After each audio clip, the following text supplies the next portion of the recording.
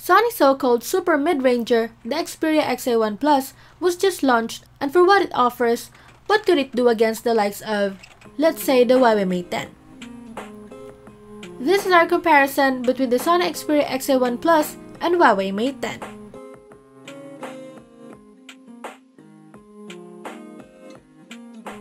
With Sony's still existing omnibalance design, it contrasts the Mate 10's rather rounded and wider appearance.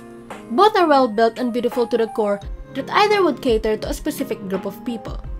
Off the front, the Mate 10 is equipped with an edge-to-edge display that dwarfs the 5.5-inch display of the XA1 Plus. At the back, simplicity is present from both, but the arrangement and material that the Mate 10 is built of speak volumes. The sides and ports are similar with the exception of the main interface, which is USB 3.1 for the Mate 10 and USB 2.0 for the XA1 Plus. As for the trays, the XA1 Plus dual SIM tray can be removed by hand, and adjacent to its slot is a spring-loaded microSD slot. Density-wise, the Mate 10 wins with its QHD display. While both are equipped with IPS LCD panels, the difference in colors and sharpness can be seen when placed side by side. The Mate 10's display also emits a rather warmer color that can be alleviated through the display settings. Viewing multimedia is great on both, but the Mate 10 offers extra headspace and immersion with its edge-to-edge display. Even with the Mate 10's bulkier profile, it is surprisingly easier to use with its well-scaled text and icons that tailors well onto the edge-to-edge display. On the XA1 Plus end though, it can be seen and felt that Sony elements are still all over the place. Even though the XA1 Plus is lined up for an Oreo update, only Oreo's major additions will be present once available. With the camera UI, swiping is more of the XA1 Plus thing, and tapping is the main method of navigation for the Mate 10. I find the XA1 Plus camera UI to be a little too less compared to the Mate 10, which can be felt when accessing certain settings or modes that should have been 1 to 2 steps away. As for the cameras, the Mate 10 blows the XA1 Plus out of the water. After all, it is a tie for the second place with the iPhone X at the XO mark. All of its shots are impressive but not perfect, and the XA1 Plus did well too for its price.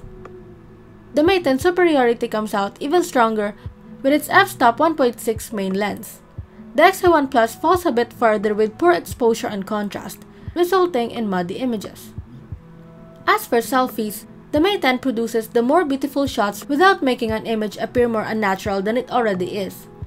Even in low light, both phone samples are commendable to a degree that can be configured freely within their respective settings. Finally, with videos, the XA1 Plus can only do up to 1080p at 30 frames per second, while the Mate 10 can go all the way up to 4K at 30 frames per second, with the drawback being the option for stabilization grayed out. The same case is still present for the two for their video recording capabilities. Now, while it may be obvious that the Mate 10 also wins in this category, it can be said that it isn't twice as fast as the XA1 Plus. Due to their pricing, many may decline to just pick up the brightest, fastest, and shiniest of the bunch without considering their own usage. If you're into phones just for light gaming, messaging, and light multitasking, the XA1 Plus is a solid option for what it can offer. It can do all the things that the Mate 10 can, although at a slower pace.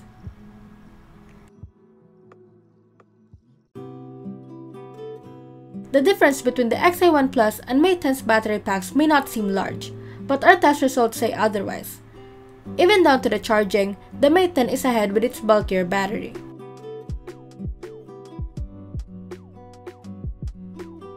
Unlike its high-end siblings, the XA1 Plus only has a single speaker output on the bottom right that outputs a tiny but commendable sound.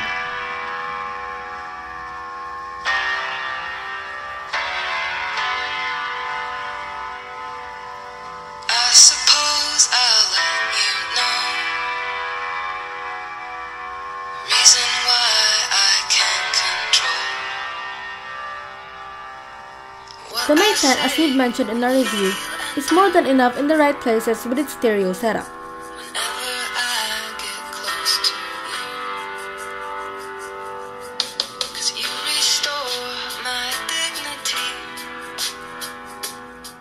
However, as most users, you will probably be using the 3.5mm headphone jack more.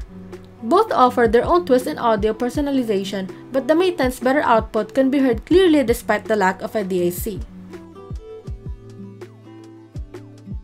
The Mate 10 is surely its most commendable for what it has done over the XA1 Plus. Still, at the end of the day, what do you really need your phone for? Daily photo walks, IG entries, and medium-heavy gaming? Or just your regular social media scrolling? As always, this has been Rain of Manila Shaker. Thank you for watching.